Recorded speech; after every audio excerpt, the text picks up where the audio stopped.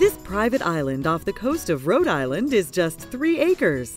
For banker Bill Huggins and his family, it's an endless escape to private beaches, wildlife, and the freshest seafood.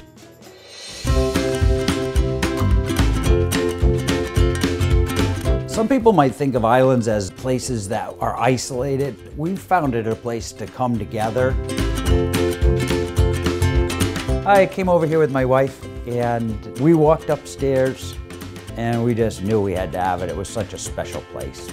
And we've been here now just about 14 years. My name's Bill Huggins. I'm a mortgage banker and an oyster farmer. It was up until about 1848, this has been known as Jonathan Island on the maps. No one ever really knows how it got its name, Jonathan. Haven't ever been able to find that out in all these years. The house is 1,800 square feet. Just a modest home, but it's right here stuck in the middle of the harbor. It's really awesome. You just have a beautiful view of the water out of every window. A lot of open space, a lot of privacy. It's not the Ritz, but it has everything you need. You have to realize you are off the grid. I mean, you're out in the water, which is a blessing and a curse in ways. These panels charge the batteries that are in the basement. And that, on a nice sunny day like today, is more than enough power to run the house way through the night and into the next morning. When we don't have sun, we have to run the generator for 2 hours a day to charge the batteries.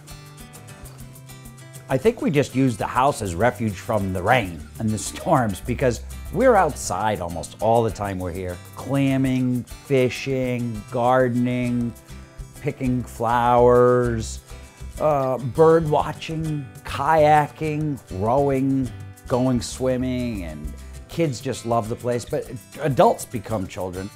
Everybody wants to come have some oysters and clams and catch a fish and cook it on the grill. July and August here in Rhode Island, I don't know if there's a better place in the world to be.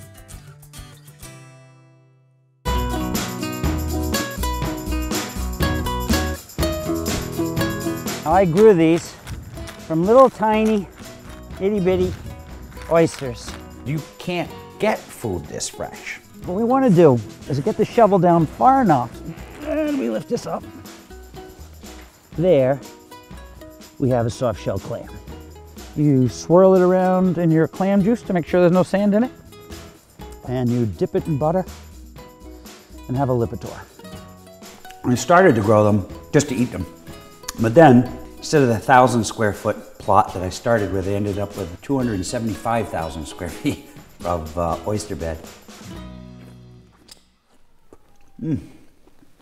I could do this all day.